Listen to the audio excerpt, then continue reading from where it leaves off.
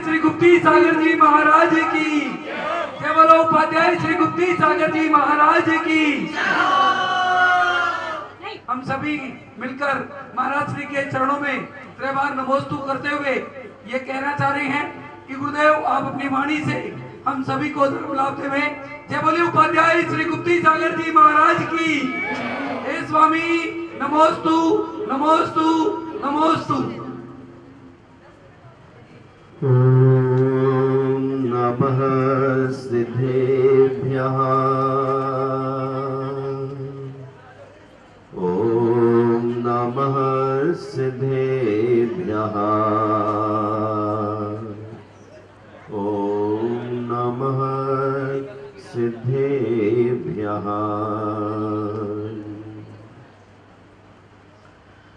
सर्वत्र निश्छद्म दशासु बल्ली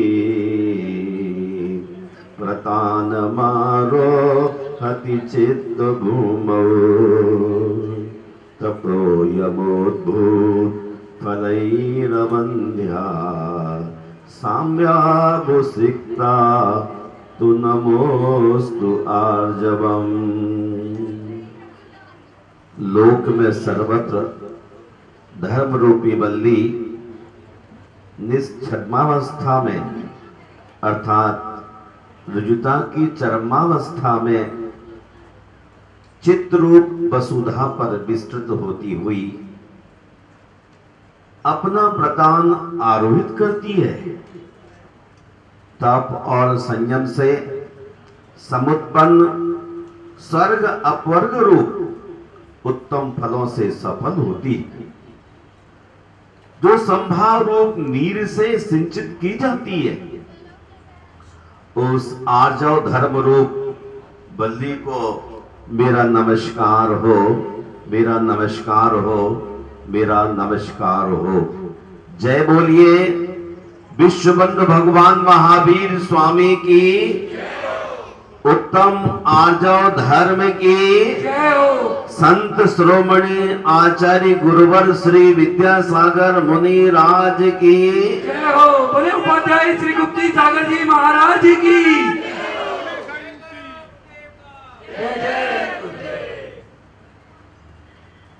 धर्म स्नेह बंधुओं, पर्यूषण की तृतीय प्रभात उत्तम आर्जव हम सबके जीवन को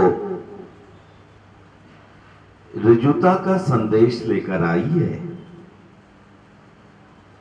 हमें अपने जीवन को सरल, स्पष्ट और निश्चल बनाना है। अंगूर की भांति बाहर भीतर समान, सरस और कोमल, मिश्री की तरह सर्वत्र माधुर्यपूर्ण। गांव में कहते थे खान की रोटी कहीं से भी तोड़ो और मीठी। जो विचार हृदय में है वही वचनों में व्यक्त करना चाहिए। तदनुरूप आचरण के क्रियान्विति का नाम ही आचरण है, आर्जव है। इसे दूसरे शब्दों में कहा जा सकता है ज्यों की त्यों धर दीनी चंदरिया। जैसा मनोभावों को दर्पण की भांति प्रतिबिंबित कर देता है। मीठी मीठी चिकनी चुपड़ी बातें गढ़कर दूसरे को ठगने की भ्रांति में स्वयं को धोखा देना होता है। आर्जव धर्म की नीति नहीं है। माया का स्वभाव है दूसरों को ठगना। स्त्री पुत्र परिवार मित्र आदि के स्नेह में संसक्त होकर लोग नाना प्रकार की माया रचते हैं और फिर पशु गति के दुखों में अपने द्वारा किया गया छल कपट प्रपंच का फल पाते हैं। कहते हैं यह माया त्रिभुवन पटरानी, तीन लोक की पटरानी है। आप पटरानी बनना चाहते हैं, चक्रवर्ती की पटरानी, मनुष्यों में श्रेष्ठ चक्रवर्ती, और वह इसलिए तो सीधी चक्रवर्ती की पटरानी होने के बाद मोक्ष की संपादन नहीं कर पाती है। माया सबको मोहित करती है, लेकिन जो भगवान का भक्त होता है उससे माया भागती है, डरती है। आज आपको अच्छा लग रहा है ना, आनंद आ रहा है ना, उत्साह बढ़ रहा है ना। जब आनंद आ रहा है, उत्साह बढ़ रहा है, प्रमोद बढ़ रहा है, तो ऐसी ही विशुद्धि को बढ़ाएं ताकि हम अपने जीवन में ऊंचाई पा सके। हमारे जीवन में जैसे जैसे ऊंचाई बढ़ेगी वैसे वैसे ही हम ऋजुता के साथ चलने लगेंगे, और जैसे जैसे संसारियों के साथ जुड़े रहेंगे वैसे वैसे छल कपट के कार्यक्रम करते रहेंगे। आजकल मायाचार पहले की अपेक्षा ज्यादा हो गया है। परिणाम स्वरूप लोगों के बाहरी व अंतरंग जीवन में आर्जव का अभाव देखा जा रहा है। कई बार देखता हूं,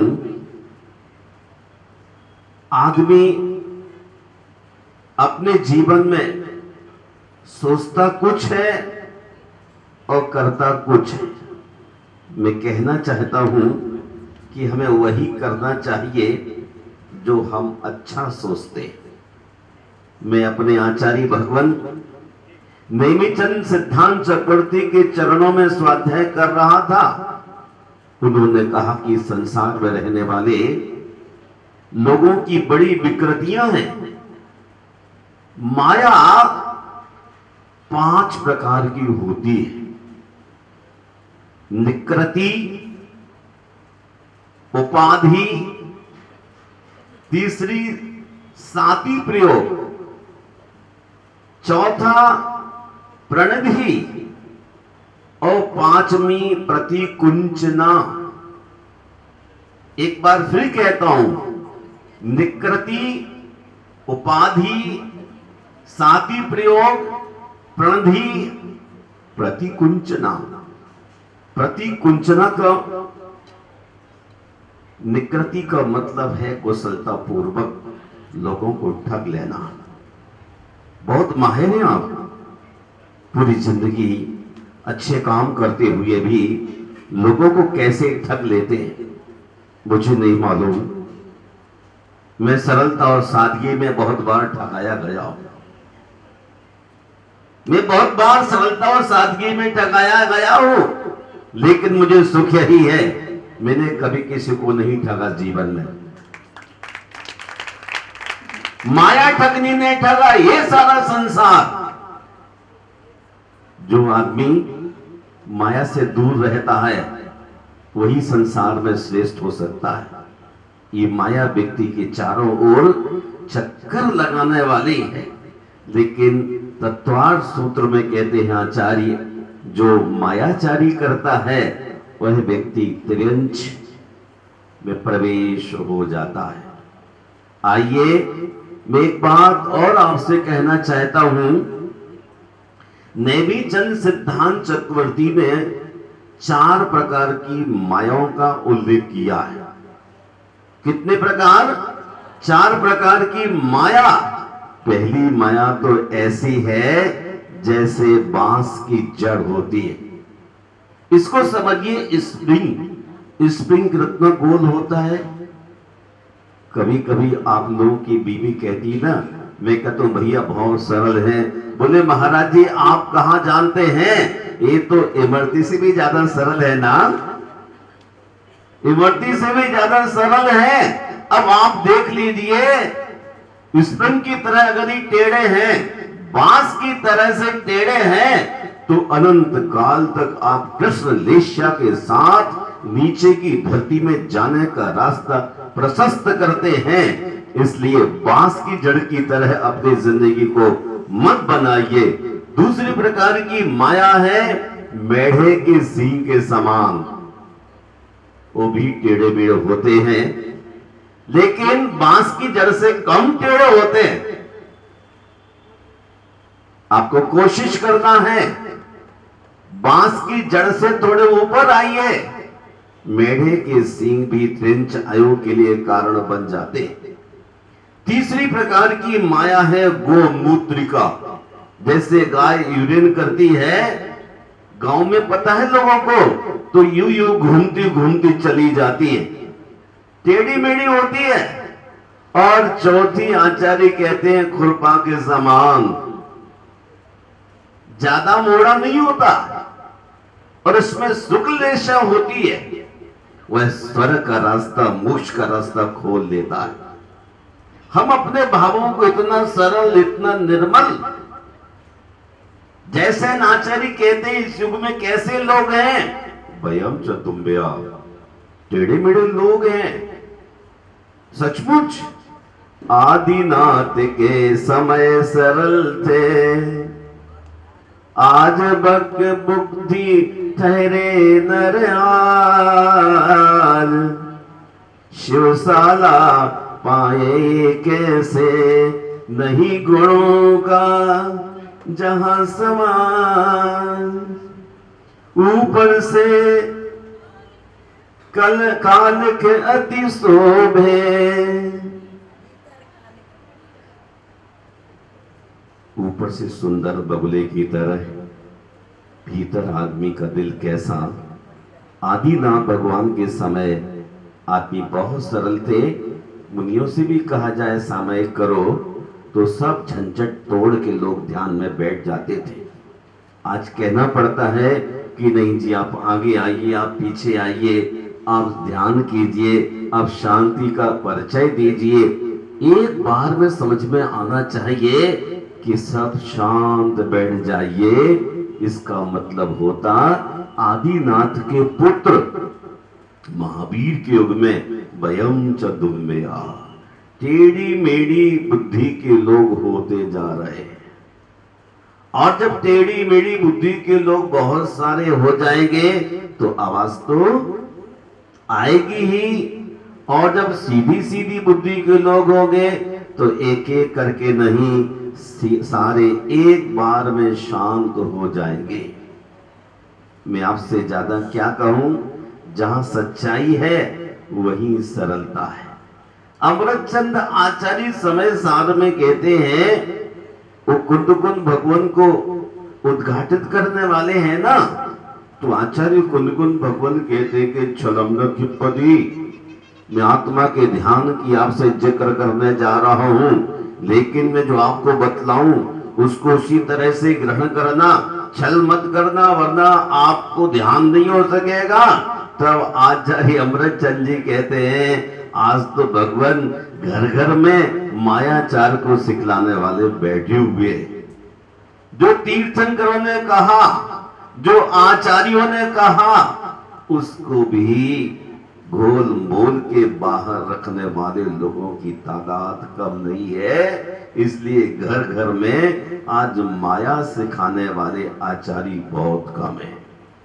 वही पास में खड़े आशाधर जी कहते हैं कि भगवान आज तो जुगनू की तरह है, सम्यक दर्शन का उपदेश करने वाले आचार्य बचे हैं। जुगनू कितनी होती है, थोड़ी सी जुगनू मुश्किल से दिखाई देती है। आज सम्यक दर्शन और आर्जव की बात कहने वाले किंचित ही लोग हैं, बाकी तो खुशामद करने वाले लोगों की संख्या बढ़ती ही चली जा रही है। छल और दंभ से मुक्त आत्मा ही सम्यक की प्रकाश किरण को पा सकती है।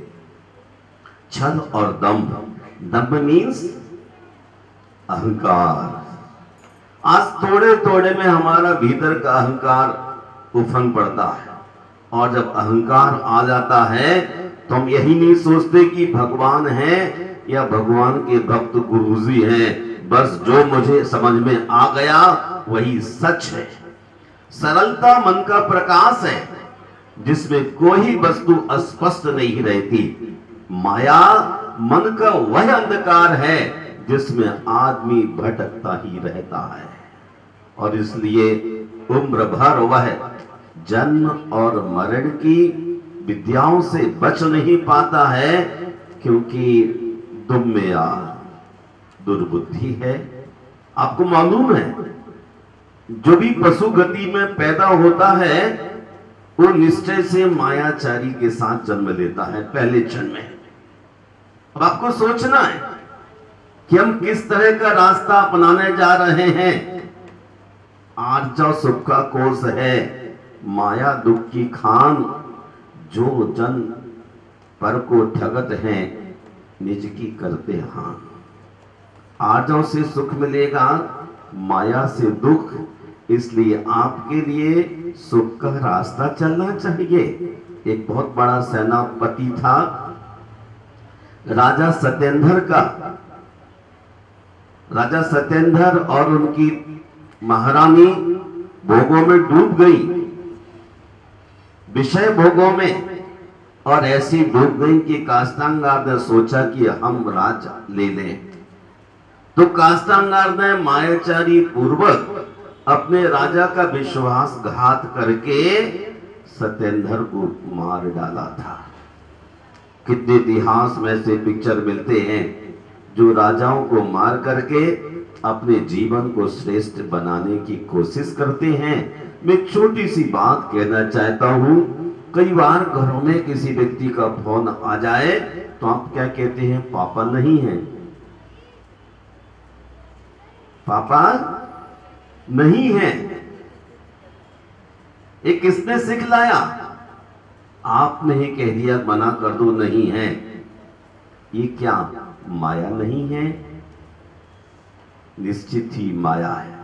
जब कोई आपके यहां अतिथि आ जाता है तो आप उसके सामने उसी दिन नए क्रॉकरी के सेट निकाल लेंगे। हाँ, चांदी के सेट निकल जाएंगे और डिश कुछ अलग तरह की होगी। बेडरूम में चादर, पर्दे वगैरह सब अलग तरह के हो जाएंगे। और मुनिराज आए तो आपके यहां बिठाने को एक पाटिया भी नहीं होगा, मंदिर से जाएगा। देख कितनी मायाचारी है।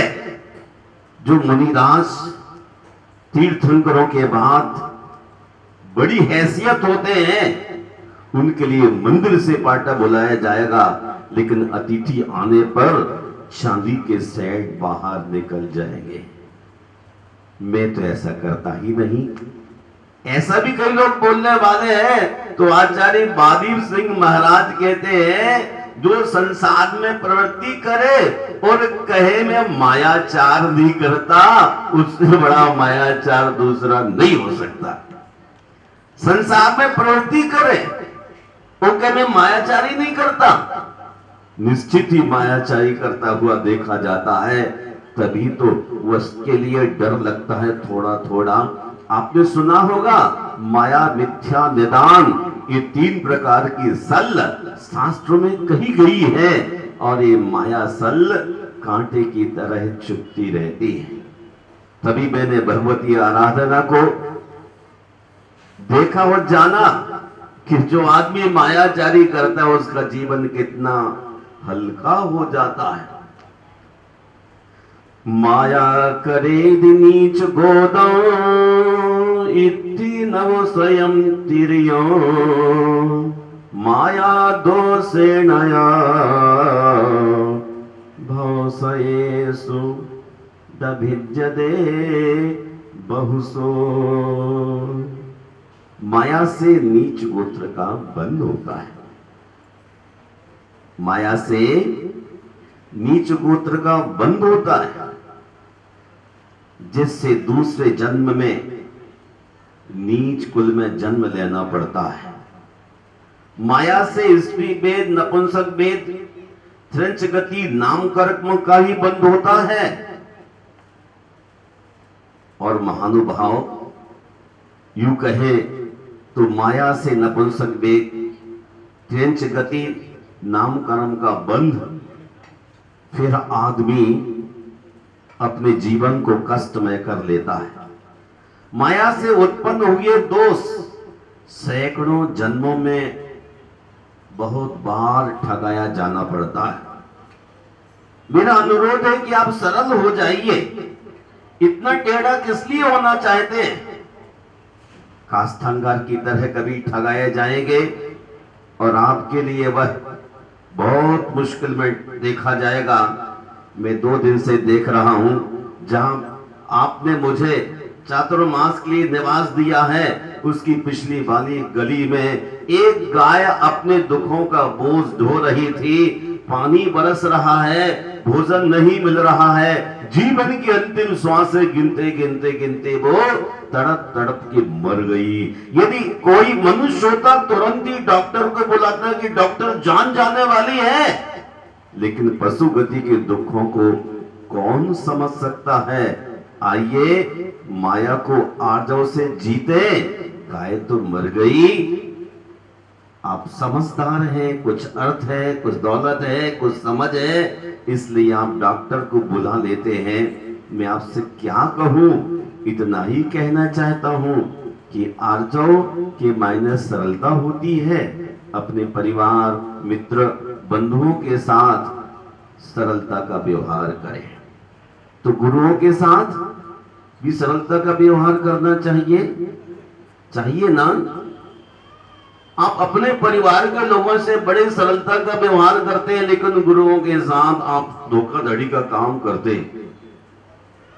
भगवान के चरणों में जाने के बाद भी धोखाधड़ी करने लग रहे हैं। तभी तो कहते मन में हो सो वचन उचरिए, वचन हो सो धन सो करिए। आपकी आंख ऐसी चलती है, कभी इधर कभी उधर, और ये सारा मायाचार में माना गया है। एक बात आपसे कहूं, महाभारत के शांति पर्व में कहते हैं, व्याजेन विंदन वित्तम ही धर्मासा परिहीयते। जो छल से धन कमाता है वह धर्म से भ्रष्ट हो जाता है।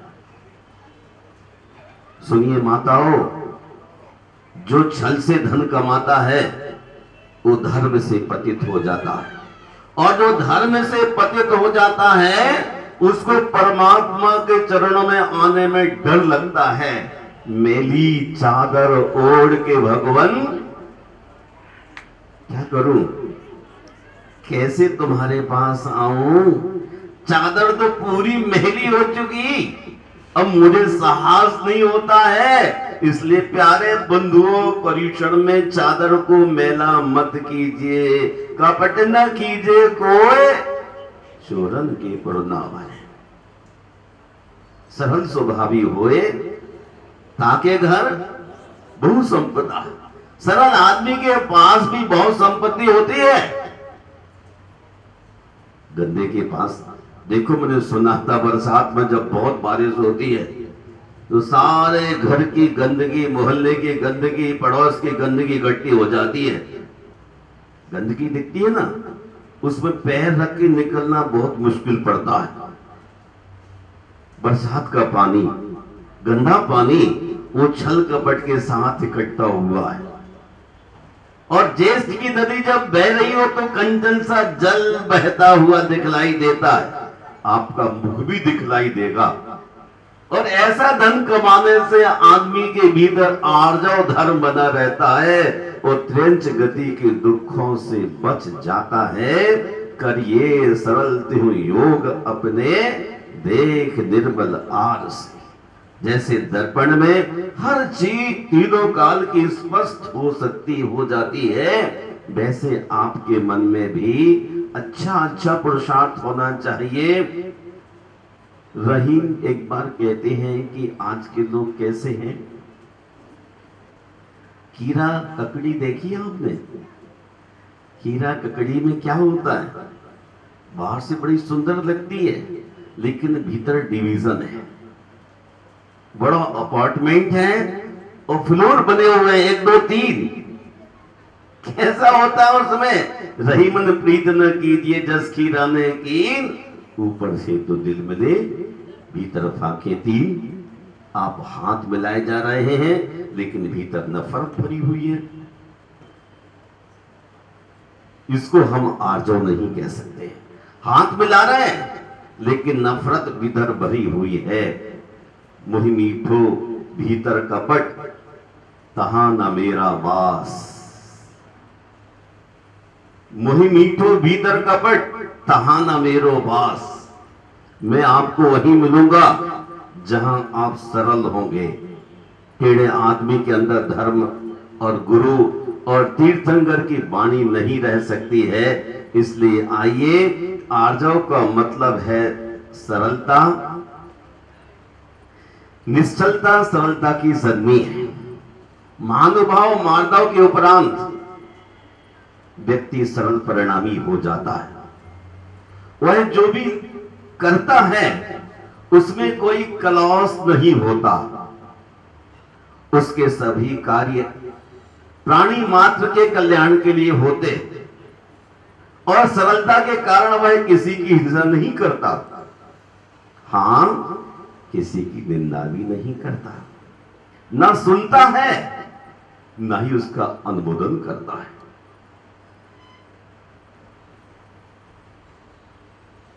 एक दफा की बात, पार्वती अपनी सखियों के साथ बैठी हुई है और उसी समय एक बूढ़ा आदमी आता है और वह शिव जी की बड़ी बड़ी निंदा करने लगता है पार्वती के सामने। बहुत बार निंदा के वचन निकालता है। पार्वती ने कहा, शिव जी ऐसे नहीं है, शिव जी ऐसे नहीं है जैसे आप बोल रहे हैं। 3-4 बार जब उस बूढ़े ने गलत बात की तो पार्वती ने कहा, इस बूढ़े आदमी को बाहर निकाल दो हाथ पकड़ के। क्यों भाई? निंदा सुनना जितना पाप है, करना भी उतना ही पाप है। निंदा सुनना और करना, समझ गए ना? 2 बजे भी रात के हो तो आपकी निंदा का चैप्टर बंद नहीं होता, आनंद आता रहता है। और सच्चे आदमी को भी साथ ले लेते हैं क्योंकि आपको तो आदत पड़ चुकी है। लेकिन महानुभाव, कहना चाहता हूं आपसे, आप स्पष्टवादी बनिए, ईमानदार बनिए, निष्कपट बनिए, उदार हृदय सीख जाइए, वरना आपका जीवन तहस नहस तार तार हो जाएगा। आज के इंसान ने अपनी जिंदगी को बाजार बना लिया है। हर वस्तु बिकाऊ हो गई। कोई भी आदमी किसी को खरीदना चाहता है, खरीद भी लेता है। लेकिन आप जरा और ध्यान कीजिए, ये सब चालाकियां आपकी जिंदगी को दुखदाई होने वाली हैं। हम समय की सीमाओं में चलना चाहते हैं और आपसे कहना चाहते हैं कि आप अपने जीवन को सरल बनाइए, बहुत सरल बनाइए। खेची नहीं सुई बनो, क्षण क्षण सिलती कंठ। खेची नहीं सुई बनो, क्षण क्षण सिलती कंठ। टूटे दिल जो जोड़ दे, वही संत का पंथ। आर्जव धर्मी टूटे दिल को जोड़ता है। अभी आपको समझ में नहीं आई क्या कहा मैंने? कैंची नहीं सुई बनो। कैंची का काम क्या है? काटना। सुई का काम क्या है? जोड़ना। इसलिए मैं आपसे कहा, कैंची नहीं सुनी बनो, क्षण क्षण सिलती कंठ। टूटे दिल जो जोड़ते, वही संत का पंथ। आप सब लोग संत हैं ना? आज तो आर्जव धर्म का पालन करना है और एक दिन के लिए संत हो जाइए। और संत होने से क्या मिलेगा? सरल सरल अति सरल बन, जो चाहो अपवर्ग, धूर्त कुटिलता को तजो, यही मार्ग सर। धूर्तता को छोड़ दो, आपको निश्चय ही मोक्ष मिल जाएगा। मोक्ष जाना चाहते हैं? चाहता हूं। अभी पूजन चल रही थी, 16 कारण पूजा। कितने संगीत में तन्मय थे, डूबे थे, मैं भी डूब गया। और मैं सोचने लगा कि 16 कारण भावना के बहाने से क्या मिलता है? क्या मिलता है? तीर्थंकर प्रकृति का बंद होता है। जो तीर्थंकरों की पाद बूंद में बैठ करके इसकी निर्मल भावनाएं करता है दर्शन विशुद्धि जैसे ही, वही तीर्थंकर हो सकता है। आप भी होना चाहते हैं? चाहता तो हूं। जब चाहते हैं तो 16 कारण जब पूजा होती है तो बहुत ही तल्लीन हो जाइए, बहुत ही गहरे चले जाइए। आदिनाथ के समय सरल थे, वक्र बुद्धि ठहरे नर आज, शिवशाला पाए एक ऐसे नहीं गुणों का जहां समाज। ऊपर से उज्जवल अति दिखे, अंदर कालिक मढ़ी रही, मधुर बोलते मनुज लोभाते, अंदर बढ़ती डाह रही। एक किताब का नाम क्या है? शिवशाला। एक किसने लिखी है? जो यहां बैठा बोल रहा है। आदिनाथ भगवान के समय की कहानी कही गई और आज के समय की कहानी कही गई। ऊपर से आदमी बहुत सुंदर दिखता है, गोरा गोरा, और भीतर काला काला। इसलिए भीतर और बाहर दोनों से उज्जवल रहने की इसमें आपसे फरियाद की गई। जो ऊपर से भीतर से उज्जवल रहेगा आज और धर्मी, वही आदिनाथ भगवान के जमाने जैसा वह बहुत अच्छा काम करेगा। आइए अपने जीवन को सुंदर बनाइए और साथ ही साथ माया के द्वारा किसी को ठगिए मत। माया ठगनी ने ठगा ये सारा संसार, पर माया जिसने ठगी उसकी जय बोलिए। संत श्रोमणी आचार्य गुरु विद्यासागर महाराज की, केवल उपाध्याय श्री गुप्ती सागर जी महाराज की। ये जय क्यों बोली आपने? क्योंकि आज वो धर्मी है ये। आपकी जय क्यों नहीं बोली गई? क्योंकि आपके अंदर माया ही माया है। इसकी जय जयकार होती है जो आज और धर्म को स्वीकार करता है। आपकी भी जय होना चाहिए ना? चाहिए। जब चाहिए तो कम से कम आ जाओ धर्म। आज तो आपकी रोजमर्रा की जिंदगी में आ ही जाए, और जब रोजमर्रा की जिंदगी में आ जाएगा तो जीवन में किसी प्रकार का कोई दोष नहीं रहेगा। अंगूर की तरह भीतर बाहर समान, मिश्री की तरह सब दूर मधुर, अर्थात वक्रता का अभाव, या कहिए योगों की सरलता। आपको अच्छा लग रहा है तो कल से और थोड़े समय से आइए। देखिए 10 बजने को है, लोग अभी तक चाय की चुस्कियां लेके जैसे घर से आ रहे हैं। मोक्ष की वैकेंसियां निकली हैं और 10 बजे 10 बजे घर से निकल रहे। कल से जल्दी आइए आप लोग। जो पहले आएगा वो आगे बैठेगा, वरना पिछली पंक्ति में आपको बैठने का साहस जुटाना चाहिए। लीजिए ये माइक ब्रह्मचारिणी सुमन रंजन शास्त्री को देता हूं, प्रश्न मंच करके सब लोगों की डेप्थ का ज्ञान का अंदाज कर लीजिए। वैसे यहाँ शक्ति नगर में, कमला नगर में, रूपनगर में बड़े बड़े स्वाध्यायी लोग हैं, सुना है, बड़ा स्वाध्याय करते हैं। आज हम इस बात को देखें कि आप कितना ग्रैस्प करते हैं। ओम शांति।